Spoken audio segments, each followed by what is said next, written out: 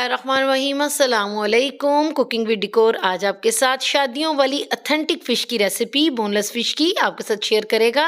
आपने इसको इस तरीके से ट्रिम करना है ताकि हमारे पास सेम जो है ना इस तरह कटिंग आ जाए, और आपने इसको स्ट्रिप्स की फॉर्म में काट लेना है। लंबाई इसकी एक जैसी होनी चाहिए।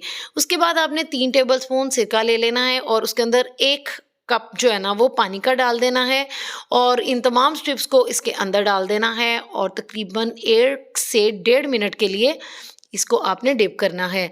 ये ऑथेंटिक रेसिपी है जो बाज़ार में हम जब ऑर्डर करते हैं तो ये बहुत एक्सपेंसिव प्लेटर मिलता है। अच्छा, अब इसको 1-1.5 मिनट के बाद देखें इसके पानी का कलर चेंज हो गया है, और आपने इसको बहुत ही हल्के हाथों से निकालना है, और हल्के हाथों से इसको निकाल के हल्का सा आपने प्रेस डाउन करना है ताकि इसका एक्सेस वाटर जो है ना वो निकल जाए। लेकिन ये बहुत नरम होती है, आप इसको ज़्यादा ज़ोर मत लगाइएगा। पानी डिस्कार्ड कर दें। अब 1 टीस्पून नमक डालना है इसमें, और 1 teaspoon red chilli powder, half teaspoon मैं ब्लैक पेपर पाउडर डालूंगी, और थोड़ा सा आप कलर डाल दें, ऑप्शनल है।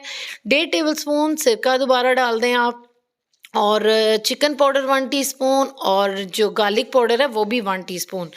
तमाम चीज़ों को अच्छी तरह से मिक्स कर लें ताकि इसकी जो मैरिनेशन है ये अच्छी तरह से हो जाए। 5-7 मिनट के बाद आपने 3 टेबलस्पून कॉर्नफ्लोर डाल देना है इसके अंदर, और 2 टेबलस्पून मैं इसमें मैदा डालूँगी। इसके बाद इसको अच्छी तरह मिक्स कर लें जितना इसका पानी लिक्विड अब्जॉर्ब करेगा। उसके बाद आपने इसमें 2-3 टेबलस्पून जो है ना वो पानी के डाल देने हैं ताकि अपनी कंसिस्टेंसी जो है ना आपको जो रिक्वायर्ड है वो आपको मिल जाए। इसके बाद आपने ये ब्रेड क्रम्स हैं जिसको मैंने जो है ना और पीस लिया है, पाउडर फॉर्म में आ गया है ये, और उसके बाद इसको हमने अच्छी तरह से इसके ऊपर कोट लग करना है, इसके एंडिंग टिप को भी कोट कर लेना है, और तमाम जो आपके स्ट्रिप्स हैं इनको अच्छी तरह से आपने कोट करके रख लेना है।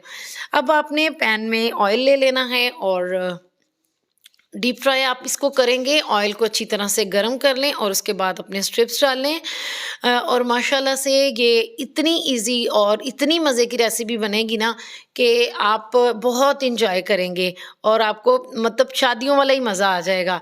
खैर, आपने इसको अच्छी तरह से गोल्डन ब्राउन करना है। 7 से 8 मिनट इसको फ्राई होने में लगेंगे। देखें कितनी माशाल्लाह से इसकी प्यारी लुक आई है। दुआओं में याद रखिएगा और ज़रूर बनाइएगा क्योंकि आपको बहुत मज़ा आने वाला है।